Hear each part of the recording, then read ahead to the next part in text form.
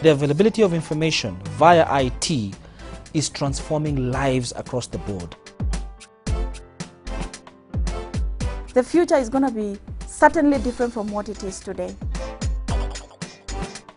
I'm very optimistic about the future for the BPO industry. I'm out in the land before 20. Yes, that's when I realized this is what I'm supposed to do. Kenya is on the brink of an IT revolution. At the heart of it is the new fibre optic technology that's now connecting millions of Kenyans to the internet as never before. Fibre optic cable is essentially a flexible glass tube that allows huge amounts of information to flow cheaply and reliably from one terminal to another anywhere in the world. You now have the fastest, the most reliable mode of communication through fiber optics. Within the country, terrestrial fiber communications allows us to be able to do a lot of things that previously we could not be able to do.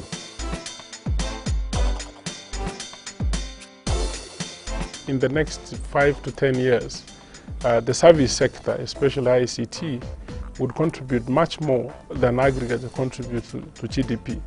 This is completely a shift of mind from what we thought before. Information actually empowers people. The more people access information, the more people are able to evaluate the services, opportunities, and the more they are able to bargain for their rights. You don't have to be a software developer. Whether you're in agriculture, engineering, whether you're a lawyer or a doctor, that you can actually apply IT to your, as a tool of the trade.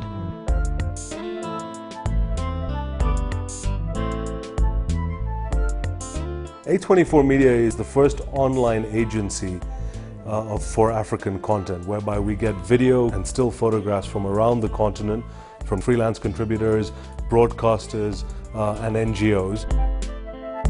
We get the content into Nairobi, we re-edit, reformat it, and put it up on our portal, and then distribute it to every domestic broadcaster around the world. It's all done online, it's all done using the internet.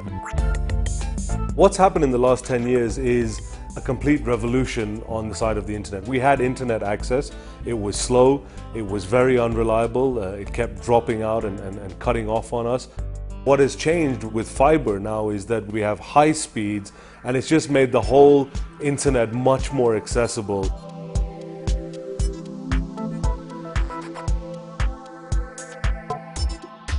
When we were using satellite, we had to pay per second, per byte, how it was going up, and the costs were in the hundreds of dollars. Now, a feature story that's anywhere between 4 and 5 minutes is costing us, down to $20 or $30. A 3-minute piece that would normally take us all night to upload, and a lot of time it would cut out and so forth, and we would have to come back the next day. We can get it up within the hour now. With the internet now, with these high speeds, with people having the ability to tap into websites and to get information from the continent, information of stories being told by Africans about Africa, it's going to change the entire perception of how people see this continent. They're going to see this place for what it really is, a place of wonderful culture and wildlife and flora and fauna, of great people, and this is going to improve the way business is being done on this continent.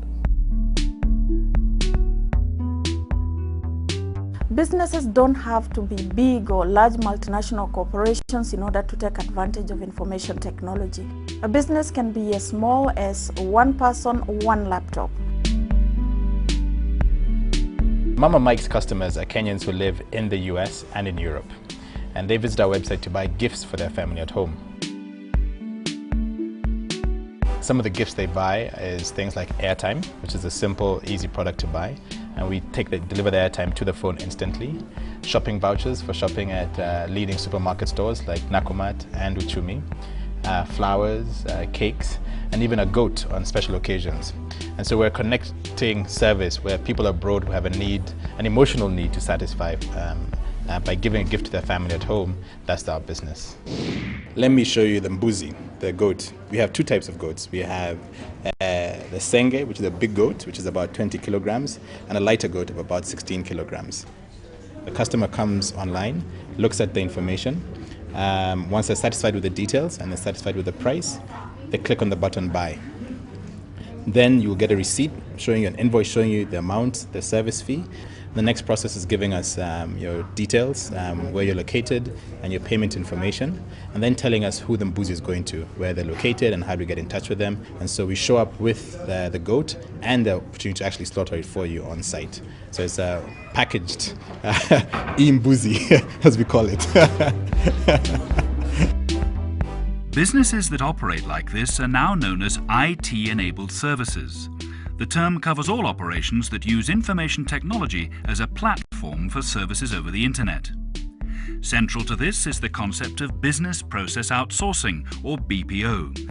This is where people who can deliver a service cost-effectively act as online suppliers to clients anywhere in the world. Welcome to Kenco. My name is Veronica. Thank you for your time. Kenco is the first international call center in Kenya. The big idea behind the organization was to put Kenya on the map as a country where innovation can occur, where we can use technology to bridge the divide between the developing world and the undeveloped. Companies in the Western world are looking for new destinations of English speakers, countries where they can find large numbers of employees who can answer phones at a lower cost, but at the same quality as what they can get in their own countries. The biggest single improvement we have felt has been the arrival of the submarine fiber cables. They have lowered our costs, they've made it easier for us to do business. Please give me that reference line, let me check whether your line has been activated for internet. It used to cost us over $6,000 per meg per month, and now it is somewhere in the $300–400. Most telecommunications companies had moved from satellite to fiber optics, which is much more cheaper, more reliable. And because of that, they have been able to reduce the cost, and everybody's enjoying this. When I walk into Kenco and I see 400, 500, 600 people banging away at the computers, winning awards globally for being the best call center outside of Europe, that's when I realized this is what I'm supposed to do. BPO is about much more than call centers. Back office operations such as data capture, scanning, transcription, designing of documents on behalf of other clients, research operations, and many other support services beyond call centers. We are dealing with clients from America, from the US, from the UK, and from India. Clients who require services in data entry or transcription. The client sends us audio files, again via the internet. We listen to what the audio files are and we type it out. We also have internet research. So the client has a set of questions that we look up on the internet and we fill that in. We've previously done data validation. So the client sends us spreadsheets and spreadsheets of data, whereby we search the internet for the correct data and send it back to the client. Our unit at the moment has 60 seats, and that is likely to grow as we continue because there is so much more work out there.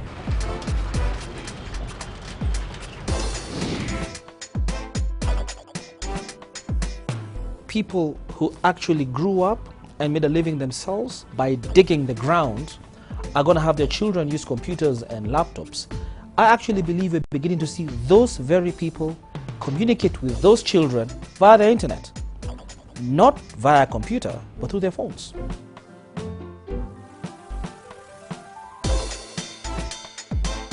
Kenya is going to be so much different from what it is today. The future generations will have access to much more information. It actually unlocks their potential in terms of economic empowerment. I am excited to be living in Kenya at this particular moment.